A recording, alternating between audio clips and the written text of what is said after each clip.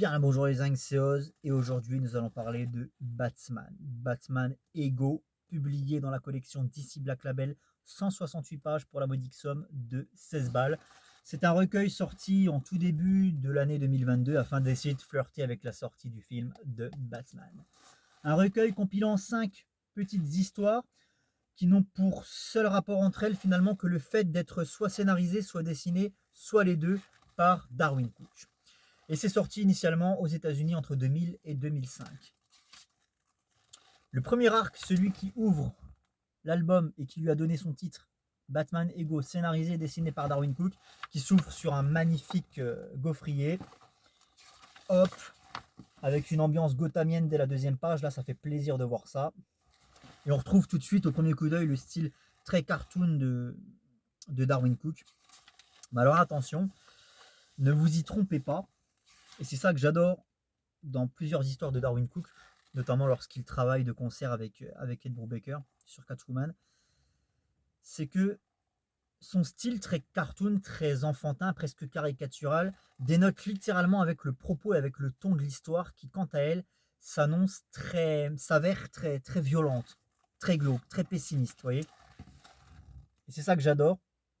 Il y a une espèce de magie comme ça, un peu malsaine qui s'opère quand vous lisez du Darwyn Cooke sur des histoires aussi sombres que celle-ci.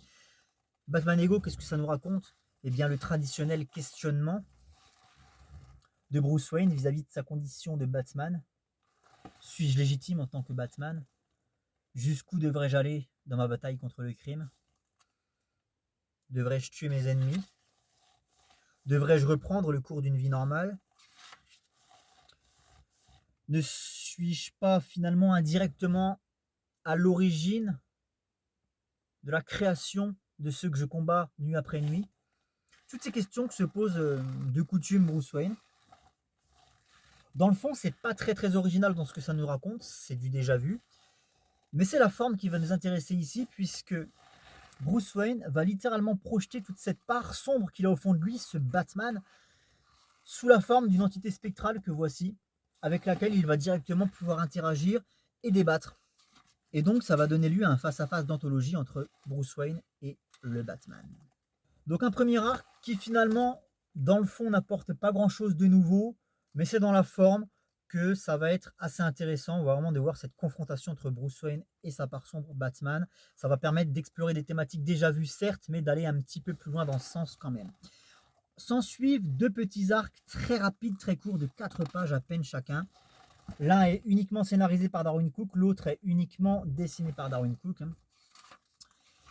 Et ça nous raconte des petites missions du quotidien de Batman. C'est pas exceptionnel, ça sera très vite oublié dès lors que vous aurez refermé le bouquin. Je vais être franc avec vous. Et je ne peux pas vraiment vous raconter ce qui s'y passe puisque ce sont des mini-arcs. Et en très gros, je risque de vous révéler l'intégralité de l'intrigue, donc c'est pas le but. On va directement passer à cet arc-là, scénarisé et dessiné cette fois-ci entièrement par Darwyn Cooke, ça s'appelle Déjà Vu. Des malfrats, à la suite d'un braquage qui a mal tourné, s'en prennent très violemment à un couple qui traverse la rue, un homme et une femme accompagnés de leur enfant âgé d'une dizaine d'années, et ils les assassinent brutalement sous les yeux de leur enfant, terrorisés, avant de prendre la fuite. Forcément, Batman qui a assisté à la scène, impuissant, hein, il est arrivé un petit peu trop à la bourre, qu'est-ce qu'il branlait, bordel de merde? Eh bien, ça va faire ressurgir chez lui des émotions, des souvenirs, et il va décider de traquer les agresseurs jusqu'au bout.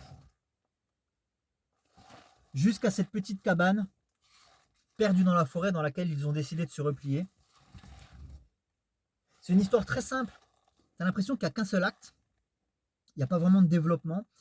Mais moi, c'est la manière dont c'est raconté qui m'a subjugué parce que ça fait très cinéma d'horreur des années 80, 70-80, avec ce côté très slasher movie, la façon dont Batman va vraiment les persécuter, la façon dont Batman va se cacher derrière des portes pour les surprendre. Enfin voilà, il y a vraiment un côté cinéma d'horreur que j'aime beaucoup dans cette histoire qui s'appelle Déjà Vu et qui en réalité est un clin d'œil à une histoire déjà existante qui avait beaucoup plu à Darwin Cook, une histoire inspirée de Night of the Stalker par Steve Englehart, publiée en 1973 et à laquelle Darwin Cook a souhaité rendre hommage ici. Voilà, j'invente rien, c'est marqué là. Hein. Voilà. Alors, on débouche finalement sur le dernier arc, le 5e et dernier arc du recueil, cette fois-ci scénarisé par Jeff Loeb, que vous connaissez bien, Jeff Loeb, et donc dessiné par Darwin Cook. Ça s'appelle Batman et le Spirit. Spirit, un justicier créé en 1940. Batman et le Spirit, la convention du crime. Plusieurs flics de haut rang des États-Unis reçoivent un petit carton d'invitation qui les convie à une réception dans une station balnéaire sur la côte. Et donc James Gordon va s'y rendre en compagnie de plusieurs flics qui sont ses potes. Donc il y a un petit côté, on part en vacances, mais c'est pour le boulot, c'est assez sympa. En réalité, il s'agit là d'un piège tendu, et ce n'est pas du spoil, ne vous en faites pas. Il s'agit là d'un piège tendu par la Convention du crime, une société secrète de super vilains. Et quels super vilains? Les super vilains du Badverse, qui sont tous réunis ici. On reconnaît là la patte de Jeff Loeb, hein, le fait d'amener toujours une quantité, une multitude de personnages dans ses histoires. Et Batman va devoir faire équipe avec The Spirit, donc c'est un tandem assez original. Pour ma part, c'est la première fois que je lis un team-up entre Batman et le Spirit, afin de déjouer cette congrégation maléfique et de sauver la vie de ces flics. C'est explosif, c'est envoûtant, c'est plein de couleurs et c'est très joli. Regardez cette dernière page là, magnifique. Cela dit, une fois de plus, c'est une histoire qui sera très vite oubliée, c'est popcorn, voilà, c'est divertissant sur le moment, mais ça n'apporte pas grand chose à la mythologie de Batman ou de DC Comics en général. Batman Ego, est-ce que ça vaut 16 balles? Je dirais non, pas vraiment. C'est sympathique, me faites pas dire ce que j'ai pas dit, ça reste une bonne lecture dans l'ensemble, mais malheureusement, c'est pas transcendant. Et si jamais vous êtes un nouveau lecteur, je dis ça parce que ça, les petits macarons comme ça, on le sait, c'est pour surfer sur la hype du film, parce qu'à ce moment-là, lorsque le film va sortir, ça va ramener un nouveau lectorat dans les librairies, et ça fait plaisir, ça permet de faire vivre l'industrie. Mais si jamais vous êtes un nouveau lecteur, et que vous êtes intéressé par des lectures de Batman, du coup, je pense qu'il y a d'autres choses beaucoup plus intéressantes et importantes à lire concernant le Chevalier Noir. Hein. Je pense notamment à Year One, Un long Halloween, entre autres, hein, il y en a plein d'autres. Mais voilà, Batman Ego, ça s'adresse à des fans hardcore de Batman qui vont accepter de claquer 16 balles dans un truc qui va rien leur apprendre. Voilà. Après, ça reste une lecture très accessible. Le style de Darwin Cook est quelque chose de très accessible parce que c'est comme j'expliquais, hein, ça se rapproche au niveau de la mise en page, ça se rapproche du franco-belge, quoi. C'est bien ordonné, c'est du gaufrier, donc ça part pas dans tous les sens, c'est très lisible, c'est très accessible au niveau de la lecture, puis même dans ce que ça raconte, hein, c'est très simple à comprendre. Donc il n'y a pas besoin d'avoir une grosse connaissance approfondie du lore de Batman, bien au contraire. Ici, il est quasiment tout seul à chaque fois, hormis sur cette dernière histoire où il y a tout son panel de super vilains qui intervient. Mais sinon, Batman est quasiment tout seul dans ces histoires. Donc, il n'y a pas besoin d'avoir une connaissance accrue du lore de Batman, du Batverse.